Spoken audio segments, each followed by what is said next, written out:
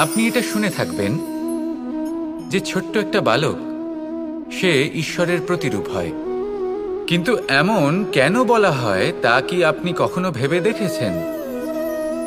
আমি আপনাকে বলছি, কোনো একটা ছোট্ট বালককে দেখুন, সে কি করে? সকলকে সমান চোখে দেখে। ওর মনে না কোনো ছলনা রয়েছে, না কোনো কপটতা, না অহংকার রয়েছে, আর না কোনো বিষয় নিয়ে কোনো চিন্তা। সকলকে সে সমান চোখে দেখে আর নিজের মধ্যেই প্রসন্ন থাকে, সকল বিকার থেকে মুক্ত। এগুলোই তো সেই গুণ সেই বালকের মধ্যে, যা হলো ঈশ্বর স্বরূপ। এবার ভেবে দেখুন, যদি প্রত্যেকটা মানুষ এই ছোট বালকের মতো সেই সব গুণ নিজের মধ্যে জাগ্রত করে তোলে, তাহলে কি হবে? তারাও ঈশ্বর তুল্য হয়ে উঠবে। তাই আপনিও এটাই করুন, নিজের মনকে বিকার মুক্ত করুন সেই ছোট্ট বালকের মতো। মনের মধ্যে না কোনো চিন্তা রাখবেন, না মোহ, না ক্রোধ, না কোনো রকমের ছলনা বা কপটতা। সবাইকে সমান চোখে দেখুন আর নিজের মনেই প্রসন্ন থাকতে শিখুন। এই মন প্রেমময় হয়ে বলবে, রাধা রাধা। মানুষের এই জীবন, মানুষ জন্ম নেয়, একটা নির্দিষ্ট সময়ের পরে এই সংসার ত্যাগ করে চলেও যায়। এবার শুধু এটাই আবশ্যক নয় যে এই জীবনকালকে আপনি যাপন করবেন, শুধু এটাই গুরুত্বপূর্ণ নয়। আবশ্যক এবং গুরুত্বপূর্ণ হলো এটা যে এই জীবনকালে আপনি এমন কিছু করেন যাতে এই সংসারের মঙ্গল হয়, যাতে এই সংসার আপনাকে মনে রাখে, আপনার থেকে প্রেরিত হয়, আপনার মতো হতে চায়, প্রত্যেক বছর আপনার জন্মতিথির অপেক্ষা করে, এমনভাবে আপনার জন্মদিন পালন করে যাতে সেটা মহোৎসবের আকার ধারণ করে। এবার এই জন্মদিন এমনি এমনি মহোৎসবে পরিণত হয় না। তখন হয় না যখন কোনো ব্যক্তি রাজার রূপে বা কোনো গোয়ালার রূপে জন্মগ্রহণ করে। তখন পরিণত হয় যখন একজন মানুষ জন্মগ্রহণের পরে এই সংসারকে কোনো শিক্ষা দিয়ে যান। কিভাবে একজন মানুষ গোয়ালা থেকে রাজা হতে পারে, কিভাবে একজন মানুষ অসত্য থেকে সত্যের পথে চলতে শুরু করেন, অধর্ম থেকে ধর্মের পথে চালিত হতে পারেন, কিভাবে অন্ধকার থেকে প্রকাশের দিকে যেতে পারেন, কিভাবে নিজের আত্মাকে পরমাত্মার সাথে মিলিত করতে পারেন। তা সে রামনবমী হোক বা জন্মাষ্টমী হোক, তাদের জীবনের সাথে জড়িত প্রত্যেক মুহূর্ত একটা পরবের আকার ধারণ করে। তাহলে আপনিও এইভাবে নিজের জীবন যাপন করতে থাকুন। এই সংসারে শুধু ভালোবাসা বিতরণ করুন, কিছুটা এমনভাবে বিতরণ করুন যাতে আপনি এই সংসার থেকে চলে যাওয়ার পরেও এই সংসারে আপনি শুধুই ভালোবাসা বিতরণ করতে পারেন। যদি আপনি এরকম করেন, সংসারকে প্রেরণা দেন, তাহলে আপনার জীবনও রাধা কৃষ্ণের প্রেমের মতোই অলৌকিক এবং দৈব হয়ে উঠবে। আসুন আর আমার সাথে ভালোবেসে বলুন, রাধা রাধা। সমস্ত মানুষের জীবন কিছুটা সমান হয়। মানুষ জন্মগ্রহণ করে, তারপর চলতে শেখে, জীবনে এগিয়ে চলে, বার্ধক্য লাভ করে, তারপর সমাপ্ত হয়ে যায়। কিন্তু সেই ব্যক্তিরা কারা যারা প্রকৃত অর্থে মনুষ্য জীবন যাপন করেন?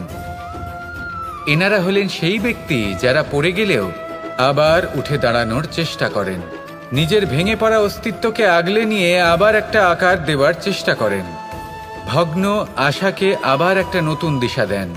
অসফল হওয়ার পরেও থামেন না, আবার এগোতে থাকেন। অসফল হওয়ার পরে যদি আপনি থেমে যান, তাহলে সাফল্য আপনার সামনে অপেক্ষা করে, কিন্তু আপনি তা দেখতে পান না। তাই জীবনের সংঘর্ষে অংশগ্রহণ করতে শিখুন, জীবনের সংঘর্ষ থেকে পালাবেন না। আসুন আমার সাথে ভালোবেসে বলুন, রাধা রাধা। এই সংসারের সবথেকে বড় সুখ কি? কেউ বলবেন নিজের লক্ষ্য প্রাপ্ত করা, কেউ বলবেন ধন উপার্জন করা, কেউ বলবেন নিদ্রাই সবথেকে বড় সুখ, কেউ বলবেন রাজ্য লাভ করা, আবার কেউ বলবেন মাতার হাত থেকে খাবার খাওয়া, আদি ইত্যাদি। কিন্তু যদি সত্যি কথা বলি, এই সংসারের সবথেকে বড় সুখ হলো সেবা করা। কখনো কাউকে সেবা করে দেখুন। এই সেবা দ্বারা অন্য কোনো মানুষের আশীর্বাদ লাভ করাতেই সুখ রয়েছে। আপনার সেবা ভাব দ্বারা যখন কোনো মানুষ নিজের অন্তরাত্মা থেকে আপনাকে আশীর্বাদ করে, তার থেকে বড় সুখ আর কিছুই নেই। কারণ প্রত্যেক মানুষের মধ্যে ঈশ্বর বাস করেন। নরের সেবাই হলো নারায়ণের সেবা। নিষ্কাম সেবা করাই হলো সব থেকে বড় সুখ। তাই নিজের অন্তরে সেবার এই ভাব জাগ্রত করুন। যে সুখের কথা আমি বলছি, সেই সুখ অনুভব করেই দেখুন। এই মন সুপ্রসন্ন হয়ে বলবে, রাধা রাধা। জীবন কিসের উপর নির্ভরশীল? ধনের ওপর, বৈভবের ওপর, নিঃশ্বাসের ওপর? না, এই জীবন নির্ভরশীল বিশ্বাসের ওপর। বিশ্বাস নিজের ওপর, বিশ্বাস আমাদের আপনজনের ওপর। কিন্তু যখন এই বিশ্বাস ভেঙে যায়, তখন মানুষের মনও ভেঙে যায়, আর তারপর সে অন্য কিছু করতেই পারে না। তখন কি করা যেতে পারে? 3টে কাজ আছে যা আপনি করতে পারেন। প্রথম, ভালোবাসা। যাকে আপনি ভালোবাসেন, যারা আপনাকে ভালোবাসে, ভুল যারই হোক না কেন, তার কাছে ক্ষমা চাইতে কখনোই সংকোচ বোধ করবেন না। দ্বিতীয় হলো বিশ্বাস। যারা আপনাকে ভালোবাসেন, আপনাকে বিশ্বাস করেন, তাদের বিশ্বাস কখনো ভাঙবেন না। তৃতীয় হলো আশা। যারা আপনাকে ভালোবাসেন, আপনাকে বিশ্বাস করেন, তাদের আশা আপনার সাথে জড়িত। তাদের থেকে কখনো কিচ্ছু লুকোবেন না। এই 3টে কাজ করুন, আর এই জীবন সুপ্রসন্ন হয়ে বলবে, রাধা রাধা। পরিস্থিতি কখনো এটা ভালো থাকে, আবার কখনো মন্দ হয়ে যায়। কখনো এই পরিস্থিতি আমাদের পক্ষে থাকে, আর কখনো এই পরিস্থিতি অনুযায়ী আমাদের চলতে হয়। কোনো বিকল্প থাকে না। কিন্তু যখনই এই পরিস্থিতি খারাপ হয়ে যায়, তখন কি করা উচিত সেই প্রশ্ন মনে জেগে ওঠে। পরিস্থিতি যখন প্রতিকূল হয়, তখন আমরা কিছু হারালে তা হারিয়ে ফেলি, ঠিক আছে, কিন্তু যা বাকি আছে সেটা আমরা আগলে রাখতে পারি। পরিস্থিতিকে সামলে রাখার চেষ্টা আমরা অবশ্যই করতে পারি, শুধু সেটুকুই আমাদের হাতে রয়েছে। কিন্তু এর থেকেও বড় সমস্যা আছে, অহংকার। কখন প্রবেশ করে আমরা জানতেও পারি না। এই অহংকার আপনাকে বুঝতেও দেবে না যে আপনি সত্যি কিছু হারিয়েছেন। আপনার কিছুই যাবে আসবে না। দেখতে গেলে আকাশের সূর্য নিজের প্রকাশ হারিয়ে ফেলে যখন অন্ধকার ঘনিয়ে আসে। তাহলে আমরা কে হই? ওনার সামনে তো কিছুই নই। এই অহংকার আমাদের দমন করতেই হবে। এটা বিশ্বাস করতে হবে যে এই সমগ্র সৃষ্টিতে আমরা শুধুমাত্র একটা কণা, তার থেকে বেশি আর কিছুই নয়। বিশ্বাস করতে হবে যে আমরা ততটাও বড় নই যে কখনোই কিছুই হারাবো না। এবার যেদিন এই জ্ঞান আপনি আত্মস্থ করে নিজের আচরণ পাল্টাবেন, মনে রাখবেন, সেই দিনই অহংকারকে দমন করতে আপনি পথে অগ্রসর হয়ে পড়েছেন। এই অহংকারকে দমন করুন, আর আমার সাথে ভালোবেসে বলুন, রাধা রাধা। বুদ্ধি আর বিবেকের পার্থক্য কোথায় তা নিয়ে এই সংসার অনেক কিছুই ভাবে। কিছু মানুষ ভাবেন যে এই দুই হলো একই, কিন্তু যদি সত্যি কথা বলি, তাহলে এই দুইয়ের মধ্যে একটা অমূল্য পার্থক্য আছে। আর তা হলো এটা যে বুদ্ধির সম্পর্ক হলো মস্তিষ্কের সাথে, আর বিবেকের সম্পর্ক হলো হৃদয়ের সাথে। যে কোনো বুদ্ধিমান মানুষ কি করেন? নিজের মতন করে এই সংসারকে বদলে ফেলতে চেষ্টা করেন। একজন বিবেকশীল মানুষ কি করেন? নিজের অন্তরকে, নিজের মনকে বদলে ফেলতে চেষ্টা করেন। কারণ মানুষের সংসার এই মনের মধ্যেই বসবাস করে। তাই নিজের বুদ্ধির ব্যবহার অবশ্যই করুন, কিন্তু তাতে বিবেকের লাগামটা অবশ্যই শক্ত হাতে ধরবেন। আসুন আমার সাথে ভালোবেসে বলুন, রাধা রাধা। সম্পর্ক এ হলো এক বন্ধন যা আমাদের এক সূত্রে বেঁধে রাখে। কিন্তু এমন কিছু ব্যক্তি থাকেন যারা এই সম্পর্কের বিষয়ে নিজস্ব একটা ধারণা করে ফেলেন যে সম্পর্ক এরকম হওয়া উচিত, সম্পর্ক সেরকম হওয়া উচিত। আমি এই সম্পর্কের জন্য কত কিছু করেছি এই ব্যাখ্যা করতে থাকেন, আর তার বদলে অনেক কিছু প্রত্যাশাও করেন। কিন্তু সত্য হলো এটাই যে সব সম্পর্ক একরকমের হয় না, কিন্তু প্রত্যেক সম্পর্কের একটা বিশেষত্ব থাকে। যেমন চোখ আর নাকের এই সম্পর্ককেই দেখুন। চোখের সব থেকে কাছে কে আছে? নাক আছে। কিন্তু এই চোখ দিয়ে এই নাককে আমরা দেখতেই, তার মানে এটা নয় যে তার সাথে আপনার সম্পর্কের তিক্ততা রয়েছে, এমনটা কখনোই নয়। শুধু শূন্য হয়ে বলবে রাধা রাধা। আপনি কখনো কোনো সরোবরের দিকে তাকান যার জল হলো শান্ত, স্থির। আপনি স্পষ্ট দেখতে পাবেন সেই সরোবরের তলদেশে কি রয়েছে। তাতে সাঁতরে বেড়াচ্ছে সুন্দর মাছ, চকচকে কিছু পাথর, স্বর্ণরূপী বালি, সবই আপনি দেখতে পাবেন। কিন্তু যখনই আপনি একটা ছোট্ট পাথর তুলে সেই জলে ছুঁড়ে ফেলবেন, তখন সেই জল বিচলিত হবে আর সেই স্পষ্টতা ন্যূনতম হয়ে যাবে। তারপর কিছুই স্পষ্টভাবে দেখা যাবে না। এই ঘটনা মানুষের সাথেও ঘটে। মানুষ যদি বিচলিত হয়ে পড়ে, তখন সে বুঝতে পারে না যে বর্তমানে কি হয়ে চলেছে আর ভবিষ্যতে কি করা উচিত। কিন্তু সেই মানুষ যদি শান্ত থাকেন, স্থির থাকেন, ধন্যাত্মক থাকেন, তাহলে নিশ্চিত রূপেই বুঝতে পারবেন যে বর্তমানে কি করতে হবে আর ভবিষ্যতে কি করতে হবে। তাই নিজের মধ্যে সেই স্থিরতা আনুন, সেই ধৈর্য ধরুন, নিজেকে শান্ত রাখুন আর সবার মধ্যে ভালোবাসা ছড়িয়ে দিন। এই মন প্রসন্ন হয়ে বলবে রাধা রাধা। মানুষের জীবন বড়ই বিচিত্র হয়। যেই মুহূর্তে জন্ম নেয় একটা প্রতিস্পর্ধায় প্রবেশ করতে থাকে। মানুষ জন্ম নেয় আর প্রতিস্পর্ধা শুরু হয়ে যায় ভাই এবং বোনের মধ্যে সর্বশ্রেষ্ঠ হবার, সবার থেকে এগিয়ে থাকার। তারপরে সে যায় গুরুকুলে। নিজের বন্ধুদের মধ্যে সর্বশ্রেষ্ঠ হওয়ার প্রতিস্পর্ধা শুরু হয়। এবার সেখান থেকে বাইরে বেরিয়ে সংসার জীবনে প্রবেশ করে ধন উপার্জনের প্রতিস্পর্ধা শুরু হয়। তা সে যুদ্ধই হোক বা কলা হোক, এই প্রতিস্পর্ধা কখনোই আমাদের পিছু ছাড়ে না। তাই যদি প্রতিস্পর্ধা করতেই হয়, তাহলে আমরা মানুষকে সাহায্য করার প্রতিস্পর্ধা কেন করব না?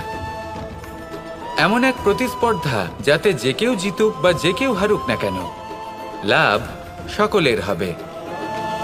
সকলের মধ্যে প্রেম বিতরণ করতে থাকুন, এইভাবেই আনন্দ বিতরণ করতে থাকুন, আর আমার সাথে ভালোবেসে বলুন রাধা রাধা। এই সংসারে বড়ই বিচিত্র এক শব্দ আছে, মূল্য।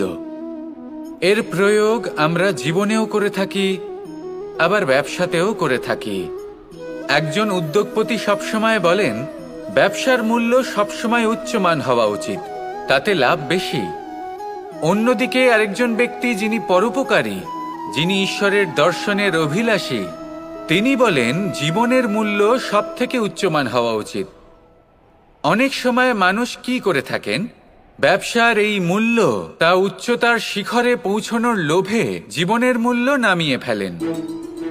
যেখানে এই সমগ্র সংসার প্রেমের দ্বারা চালিত হয়। প্রেমই হলো এই সংসারের আধার। এবার যদি আপনি প্রেম করতে শিখে যান, তাহলে ব্যবসাতে নিশ্চিত রূপে লাভের সাথে সাথে কীর্তি এবং যশ লাভও করতে পারবেন। তা আমি নিশ্চিত রূপে বলতে পারি, কারণ ব্যবসাতে ওঠা নামা এসব চলতেই থাকে। জীবনকে আপনি যদি একবার উচ্চতায় নিয়ে যেতে পারেন, তাহলে তা কখনোই নামবে না। আসুন আর আমার সাথে ভালোবেসে বলুন রাধা রাধা। আমরা আনন্দ লাভের জন্য ভালোবাসি মা বাবাকে, ভাই বোনকে, পরিবার পরিজনকে, বন্ধুকে, প্রেমিকাকে। আমরা চাই যে সকলে যেন আপন হয়ে থাকেন, আমাদের কাছে থাকেন। কিন্তু মানুষের একটা প্রবৃত্তি আছে যে তিনি যা লাভ করে ফেলেন তার মূল্য তিনি বুঝতেই পারেন না। যদি আপনার বাড়ির কাছে একটা মিষ্টি জলের সরোবর থাকে বা সুন্দর নদী থাকে, তাহলে জলের গুরুত্বটা কি আপনি তা বুঝতেই পারবেন না। সেইখানে আপনি যদি কোনো একটা মরুভূমিতে যান, আপনি অনুভব করতে পারবেন যে এক একটা ফোঁটা জলের কি গুরুত্ব, তার মূল্য কি। সুখের মুহূর্তে যদি আপনজনদের মনে রাখেন, তবে দুঃখের মুহূর্ত নিজে থেকেই দূরে সরে যাবে।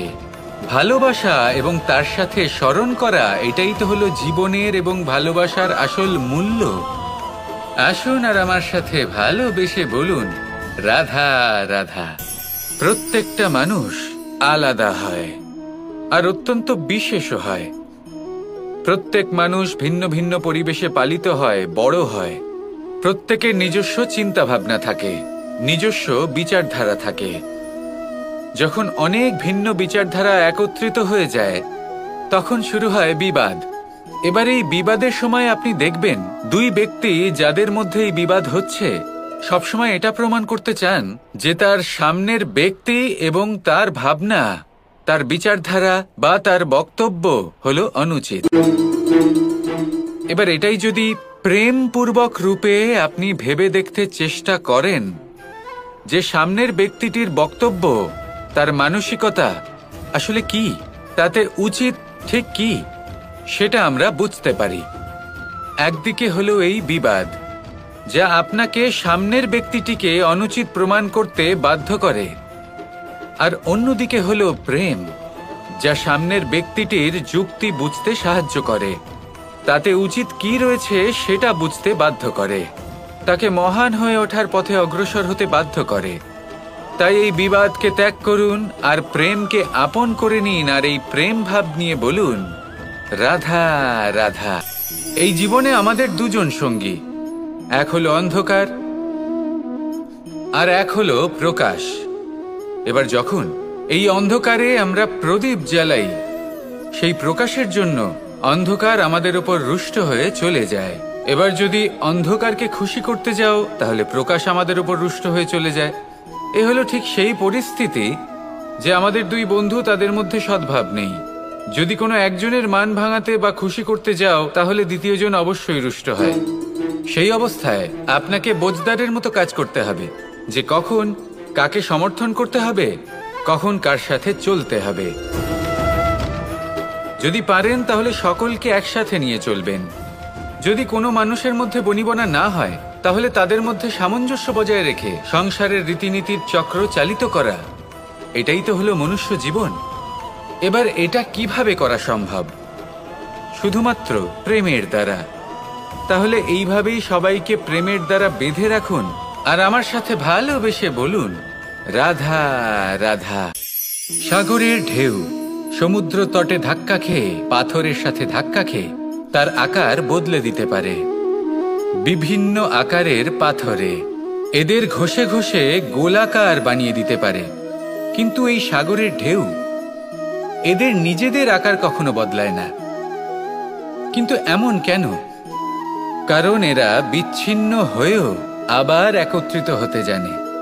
অর্থাৎ যখন এরা বিচ্ছিন্ন হয় তখন মতভেদ অবশ্যই, কিন্তু আবার একত্রিত হওয়া হলো এদের একতার প্রতীক।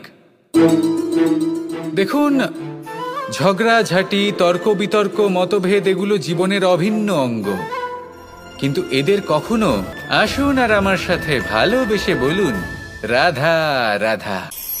বনস্পতি ফলনের জন্য আমাদের কিসের প্রয়োজন পড়ে? একটু ধরিত্রীর, একটু পরিশ্রমের আর একটা বীজের। এবার যদি মানুষের কথা বলি তাহলে এখানে ধরিত্রী হলো মানুষের এই জীবন, যেখানে মানুষ নিজের ইচ্ছের ফল ফুল ফলন করতে চায়।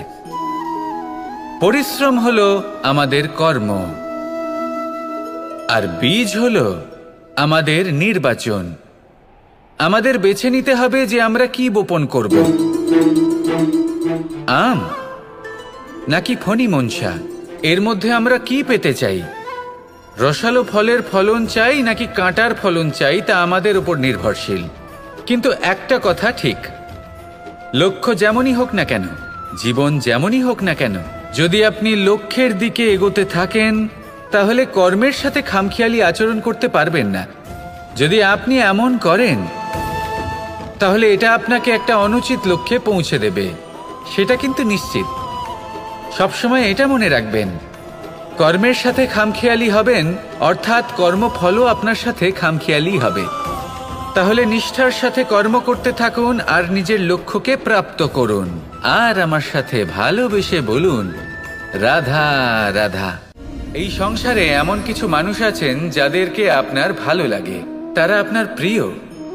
আমরা চাই ওনারা আমাদের কাছে থাকুন, আমরা ওনাদের কাছে থাকি, এবার সেই ক্ষেত্রে আমরা তাদের ভালো ভালো উপহার দেওয়ার চেষ্টা করি, কারণ ওনারা হলেন আমাদের প্রিয়। আর তার বদলে আমরা আশা করে থাকি যে ওনারা আমাদের একটু সম্মান করবেন। এবার এই মানুষজন যারা আমাদের প্রিয়, এদের আমরা একটা উপহার দিই। সোনা দিয়ে থাকি, আভূষণ দিয়ে থাকি, হিরে মুক্তো দিয়ে থাকি। কিন্তু যদি ভেবে দেখি, এই সব কিছুরই একটা মূল্য আছে। ভেবে দেখুন, আপনি কি তাদের এমন কোনো উপহার দিতে পারেন যা কিনা অমূল্য? তা এরকম উপহার কি হতে পারে? ঠিক বলেছেন আপনি, প্রেম। এই প্রেমই হলো অমূল্য, কারণ মন থেকে এর উৎপত্তি হয়। না চেয়ে পাওয়া যায় আর না ছিনিয়ে নেওয়া যায় এই ভালোবাসা। ঠিক এইরকমই হয় এই সম্মান। যদি সম্মান করো তাহলে মন থেকে এবং ভালোবেসে করো, ভয় পেয়ে নয়। মনে রাখবেন, যে মাথা ভয়ের দ্বারা নত হয়, বিরোধিতাও প্রথমে সেই করে থাকে। যে মাথা ভালোবেসে নত হয়, তা আপনার জন্য বলিদানও দিতে পারে। এই সংসারের সব থেকে বড় উপহার, সব থেকে বড় বরদান এই প্রেম এবং সম্মান। তাকে সম্মান করুন আর আমার সাথে ভালোবেসে বলুন, রাধা রাধা। এই সাগর হলো বিশাল। কথায় আছে যে জীবনের উৎপত্তি সাগর থেকেই হয়েছে। কথাটা ঠিকও। এই সাগরই আমাদের ভিন্ন ভিন্ন ধরনের বনস্পতি প্রদান করেন, মণি এবং মুক্তো প্রদান করেন।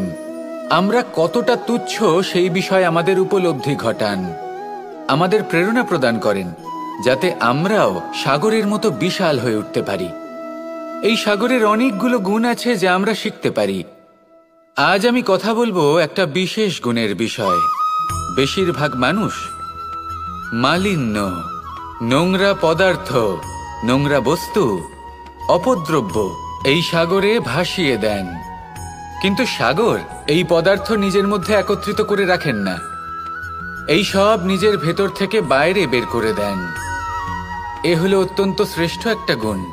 কিন্তু এই কাজকেও সার্থক করার জন্য সাগরেরও একটা তটের প্রয়োজন পড়ে, যেখানে সাগর এই সব বস্তু বাইরে বের করে ফেলতে পারে।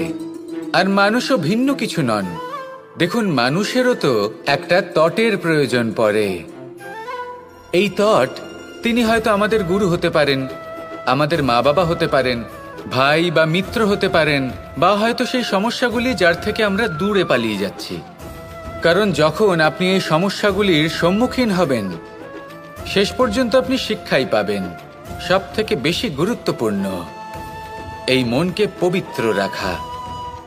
আর তার জন্য একটাই উপায় আছে, এই মন তার মন্থন করা। যদি এই মনের মন্থন করেন তাহলে পূর্ণরূপে পবিত্র হবেন। আর এই মন, আপনি তো জানেনই, প্রসন্ন হয়ে বলবে, রাধা রাধা। সাফল্যের বাস্তব অর্থ কি?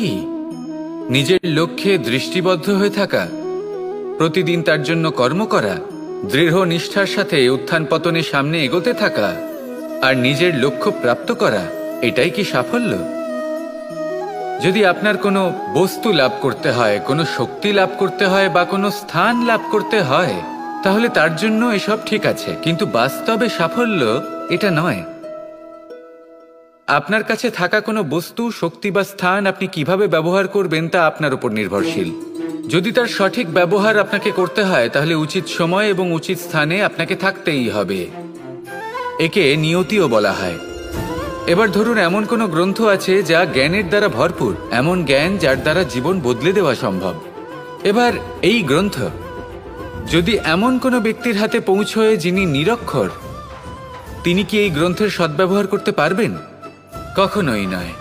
সেই জ্ঞান দিয়ে নিজের আচরণ পাল্টাতে পারবেন? কখনোই নয়। সেরকমই ধরুন, কোনো ব্যক্তি যার কাছে একটা অস্ত্র আছে, যার দ্বারা উনি শত্রুকে শেষ করে দিতে পারেন, কিন্তু সেই ব্যক্তি হলেন একজন কাপুরুষ। তিনি কি শত্রুকে শেষ করতে পারবেন? তিনি কি জয়লাভ করতে পারবেন? কখনোই নয়। আপনার কাছে কি আছে তার থেকেও বেশি গুরুত্বপূর্ণ আপনি তা দিয়ে কি করবেন। উচিত ব্যক্তির সাথে উচিত সময় উচিত স্থানে থাকা বেশি গুরুত্বপূর্ণ।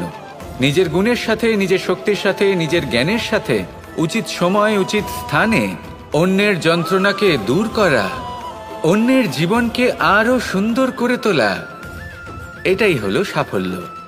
তাহলে সাফল্যের বাস্তব অর্থ বুঝুন, অর্থাৎ নিজেকে আরো প্রসন্ন রাখুন আর আমার সাথে ভালোবেসে বলুন, রাধা রাধা। প্রারম্ভ শূন্যের দ্বারা হয়ে থাকে, তা সে ব্রহ্মাণ্ডই হোক, পৃথিবীই হোক, আদি ইত্যাদিই হোক। সবাই নিজের অস্তিত্ব শূন্য থেকে লাভ করে। এই শূন্য যার নিজের কোনো অস্তিত্ব নেই, কিন্তু সে সকলকে অস্তিত্ব দান করে থাকে। আমাদের এই শূন্যের মতো হতে হবে। যে আমাদের সাথে যুক্ত হবে তাদের অস্তিত্ব অনেক বেশি প্রখর হবে, বিশাল হবে, শ্রেষ্ঠ হবে। কিন্তু যেই আমরা তাদের থেকে দূরে যাব, তারা আমাদের উপস্থিতির আভাস পাবে, আমাদের গুরুত্ব বুঝতে পারবে। শূন্যই হলো সূত্রপাত, শূন্যই হলো সমাপ্তি। শূন্যকে কেউ যতই ছোট মনে করুক, কিন্তু এই শূন্য অত্যন্ত গুরুত্বপূর্ণ। তাই এই শূন্যের মতো হয়ে উঠুন আর আমার সাথে ভালোবেসে বলুন, রাধা রাধা। এই সংসারের সবথেকে গুরুত্বপূর্ণ তত্ত্ব কোনটা? প্রথম হলো সময়। জন্ম থেকে মৃত্যু পর্যন্ত এই যে সময়, এটাই তো হলো জীবন। দ্বিতীয় হলো জীবন, যাতে আমরা সময়ের সদ্ব্যবহার করি, শ্রেষ্ঠ থেকে শ্রেষ্ঠতর কাজ করার চেষ্টা করি। বহু বছরের এই পরম্পরা, এই সংস্কৃতিকে এগিয়ে নিয়ে যাওয়ার চেষ্টা করি। এই সংসারে আমরা অংশগ্রহণ করতে চেষ্টা করি। তৃতীয় হলো ধন, সেই ধন যা প্রত্যেক ব্যক্তি অর্জন করতে চেষ্টা করেন। এবার এই তিনটি তত্ত্বের মধ্যে একটা সামঞ্জস্য আছে, সমান ব্যাপার আছে। সে ধনই হোক বা সময় হোক বা হোক জীবন। আর সেই সমান ব্যাপার হলো যে যদি আপনি এটা গণনা করতে থাকেন তাহলে তা কমতে থাকে, যদি আপনি এটা ব্যবহার করেন তাহলে তা বাড়তে থাকে। একে সংগঠিত করে রাখতে চেষ্টা করলে এ হাত থেকে ফসকে যায়, কিন্তু যদি আপনি একে সামলে রাখতে শিখে যান, তাহলে এমন কাজ করবেন যাতে সংসারের সাথে সাথে পরবর্তী প্রজন্ম লাভবান হবে। যদি কিছু শিখতে চান তাহলে সামলাতে শিখুন, গণনা করা বা সংগঠিত করা নয়। আসুন আর আমার সাথে ভালোবেসে বলুন, রাধা রাধা। একটা জলের ফোঁটাকে ফোঁটা নামে সম্বোধন করা হয়। অনেক ফোঁটা একত্রিত হলে সাগরের রূপ ধারণ করে। শুধু একটা পাতাকে পাতা বলা হয়, অন্য অনেক পাতার সাথে একত্রিত হলে তা গ্রন্থের রূপ ধারণ করে। একটা মাত্র সুতো অন্য সুতোর সাথে মিলিত হলে বস্ত্রের রূপ ধারণ করে।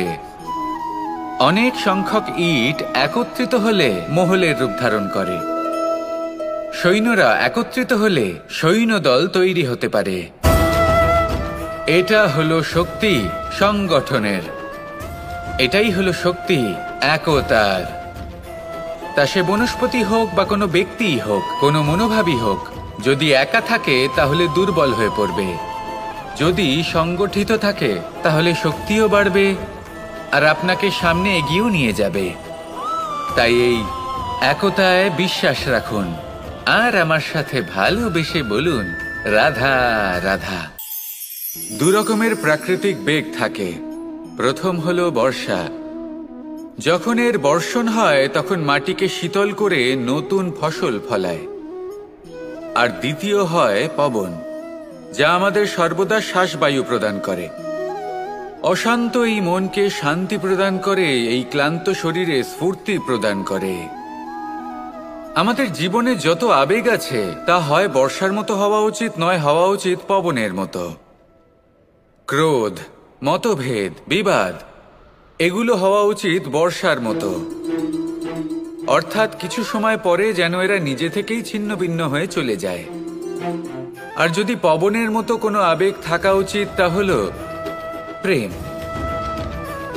যা সর্বদা শ্বাসবায়ু প্রদান করে, সবসময় সাথে থাকে। একে আমরা অনুভব করতে পারি না, কিন্তু এ আমাদের অনুভব করার জন্য প্রাণবায়ু প্রদান করে। আর যখন চক্রবাতের মতো সে ভয়ঙ্কর হয়ে ওঠে, তখন সমগ্র সংসার বদলে দেয়। এর সারমর্ম একটাই, শক্তি। মতভেদ, ক্রোধ, বিবাদের মধ্যে নেই। শক্তি যদি থাকে তা আছে প্রেমের মধ্যে। তাই এই প্রেমকে মনের মধ্যে রাখুন আর আমার সাথে বলুন, রাধা রাধা। একটা গরু যখন দুধ দেয় তখন তার একটা মূল্য থাকে। ওই দুধ থেকে যদি আপনি দই বানান তাহলে তার মূল্য বৃদ্ধি পায়। দই থেকে যদি মাখন বানিয়ে নেন তাহলে মূল্য আরো কিছুটা বেড়ে যায়। আর মাখন থেকে যদি ঘি বানিয়ে ফেলেন তাহলে মূল্য আরো অনেক বেশি বেড়ে যায়।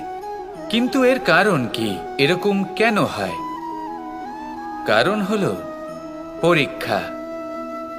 দুধের মধ্যে যখন জোরন মেশানো হয় তখন দইয়ের টক ভাব চলে আসে। দুধের অস্তিত্ব বদলে যেতে শুরু করে। দুধকে নিজের অস্তিত্ব বদলে ফেলার দুঃখ সহ্য করতে হয়। তখনই তা দইতে পরিণত হয়, তখনই তার মূল্য বৃদ্ধি হয়। এই দইকে মন্থনের যাতনা সহ্য করতে হয়, তবেই সেই দই মাখনে রূপান্তরিত হয়, আর তারপর তার মূল্য বৃদ্ধি হয়। আর মাখন, এই মাখনকে আগুনের আঁচে তপ্ত হতে হয়, তবেই এই মাখন ঘিতে পরিণত হয়, আর তারপরেই এর মূল্য আরো অনেক বেড়ে যায়। মানুষের সাথেও এরকমই হয়। কর্ম করতে থাকুন, কর্মের পরীক্ষায় উত্তীর্ণ হতে থাকুন, আপনার মূল্য অবশ্যই বৃদ্ধি পাবে। তাহলে কর্ম করতে থাকুন, ফলের চিন্তা করবেন না। আর আমার সাথে ভালোবেসে বলুন, রাধা রাধা। নেকড়ে, নেকড়ের বিষয়ে আমরা সকলে জানি। ওরা খুবই নিষ্ঠাবান এবং অত্যন্ত সতর্ক থাকেন। ছোট ছোট মূর্খতা করে বসেন। এনারা হাড় চিবোতে খুব ভালোবাসেন, কিন্তু চিবোতে চিবোতে এদের মাড়ি ছড়ে যায়, সেখান থেকে রক্তপাত হতে থাকে। সেই রক্ত ওনারা পান করেন, আর ওনাদের মনে হয় এই রক্ত হাড় থেকেই পাচ্ছেন। ওনারা ভাবেন যে এই হাড় চিবিয়ে আমরা আনন্দ লাভ করছি, কিন্তু আসল সত্য হলো এটাই যে ওনারা নিজেদেরই ক্ষতি করছেন। আমরা মানুষ, আমাদের সাথেও এমনটাই হয়। কখনো কখনো ভুলবশত আমরা এমন কোনো কাজ করি আর আমাদের মনে হয় যে আমরা বাইরে থেকে আনন্দ লাভ করছি, কিন্তু সত্য হলো এটাই যে আমরা শুধুই ক্ষতিগ্রস্ত হচ্ছি। এটা হলো খুব বড় একটা শিক্ষা যা আমাদের শেখা উচিত। তা হলো এটা যে আমাদের বোঝা উচিত যে কখন আমরা লাভবান হচ্ছি আর কখন ক্ষতিটাকেই লাভ বলে মনে করছি। এই শিক্ষা যদি আপনি প্রাপ্ত করতে পারেন তাহলে এই সংসারে আপনার থেকে বেশি প্রসন্ন আর কেউ থাকবেন না। তাহলে আসুন আর আমার সাথে ভালোবেসে বলুন, রাধা রাধা। যা বাধা দেয় তা হলো অবরোধ, যা এগিয়ে নিয়ে যায় তা হলো বিকাশ, আর যা ভাগ করে দেয় তা হলো গুণ। আপনি সবাইকে আনন্দ দিন, তার বদলে আপনিও আনন্দ পাবেন। আপনি সবার মধ্যে প্রেম ছড়ান, আপনিও তার বদলে প্রেমই পাবেন। এই দেখুন না, মেঘেদের দেখুন। এই যে মেঘ, এই মেঘের গুণ এইটা নয় যে এরা জল সংগ্রহ করে রাখে। এদের গুণ হলো এটাই যে এই মেঘ সকলের মধ্যে জল ভাগ করে দেয়। ধরিত্রীর এবং জগতের তৃষ্ণা নিবারণ হয়। সূর্য, সূর্যের গুণ এইটা নয় যে সে সব থেকে বেশি তেজস্বী। তার গুণ হলো এটাই যে সে নিজের তেজ সবার মধ্যে ভাগ করে দিতে পারে।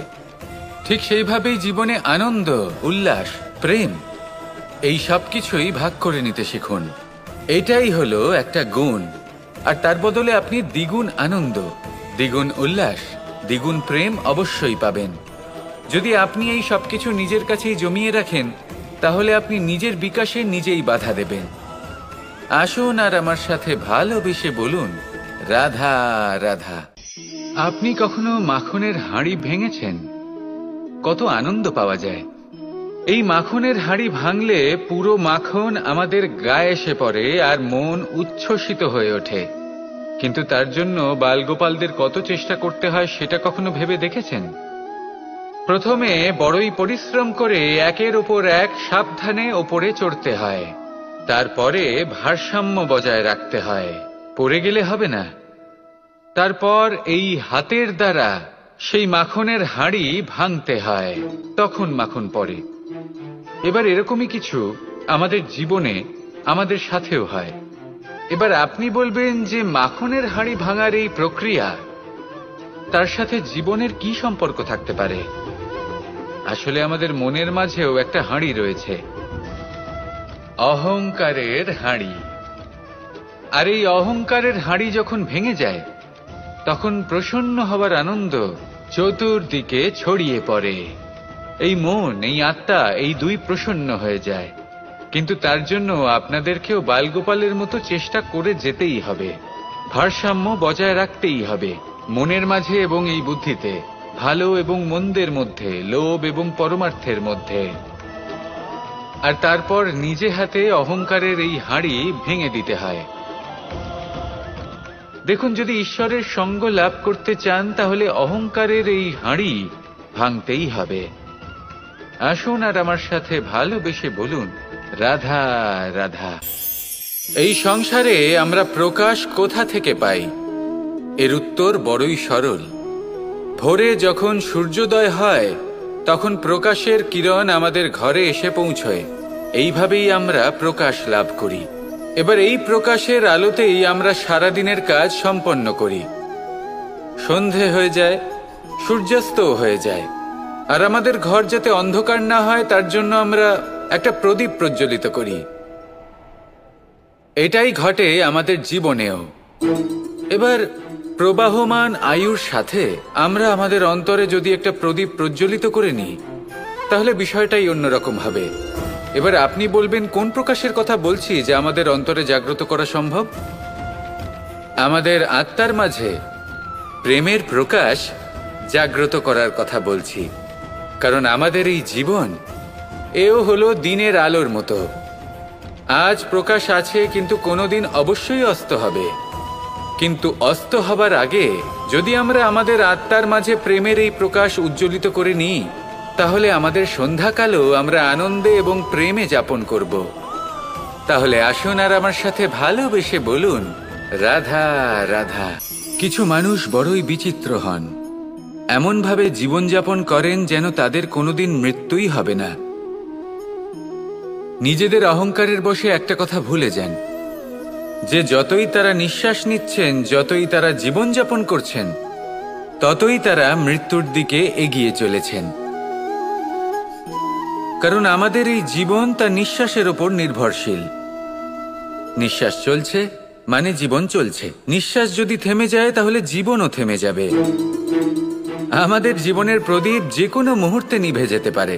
আর কত সময় বাকি রয়েছে সেই বিষয়ে আমাদের কোনো ধারণাই নেই। তাই যে মুহূর্ত আমরা এখন যাপন করছি সেটার সদ্ব্যবহার করে নেওয়া যাক, কোনো শুভ কর্ম করে নেওয়া যাক, এমন কোনো কর্ম যার দ্বারা আমাদের ব্যক্তিত্বতে এমন এক চমক আসে যে আমাদের মৃত্যুর পরেও এই সংসার আমাদের চিরস্মরণীয় করে। কারণ একটা কথা ঠিক, মৃত্যু হলো একটা অটল সত্য, তাকে মেনে নিতেই হবে, স্মরণীয় করে রাখতেই হবে। যে সময় আছে তার সদ্ব্যবহার করুন আর আমার সাথে ভালোবেসে বলুন, রাধা রাধা। মুঠো হাতের শক্তি বেশি, মুঠো খুললেই তা দুর্বল। তা এমন কি থাকা উচিত এই বন্ধ মুঠোয় যা লাখের সমান? মানসিকতা এবং স্বপ্ন। মানুষ জন্মগ্রহণ করে, তার মানসিকতা সময়ের সাথে উন্নত হয়। মানসিকতা অনুযায়ী সে স্বপ্ন দেখে, আর সেই স্বপ্ন সার্থক করতে সে পরিশ্রম করতে থাকে। কিন্তু খুব গুরুত্বপূর্ণ একটা কথা আছে যা আপনার মনে রাখা উচিত। আপনার এই মানসিকতা, আপনার এই স্বপ্ন, তা যেন আপনার নিয়ন্ত্রণে থাকে। আপনার বন্ধ মুঠোয় যেন এর লাগাম থাকে, আপনি যেন এর প্রভু হন।